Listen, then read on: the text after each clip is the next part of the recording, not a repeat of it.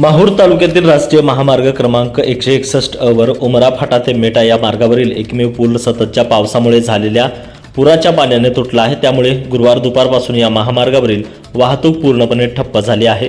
स्थानिकांच्या म्हणण्यानुसार हा पूल अवघ्या वर्षभरापूर्वीच बांधण्यात आलेला होता, मात्र बांधकाम निकृष्ट दर्जाचे झाल्याचा आरोप नागरिकांकडून करण्यात येत आहे। या नाल्याला अनेक छोटे मोठे नाले मिळत असल्याने पावसाळ्यात अचानक मोठा पूर येतो। यावेळी पुलाखाली झाडे आणि कचरा अडकल्यामुळे पाण्याचा प्रवाह अडला आणि पाणी थेट पुलावरून वाहू लागल्याने पुलाचा एक भाग कोसळलाय। या घटनेमुळे मेटा गावाकडे जाणारा एकमेव रस्ता बंद झाला असून नागरिकांची मोठी गैरसोय होत आहे। दरम्यान शिंदेखेड गावालाही तिन्ही बाजूंनी नाल्यांनी वेढा घातला असून सतत वाढणाऱ्या पावसामुळे गावाचा संपर्क तुटण्याची भीती व्यक्त केली जात आहे।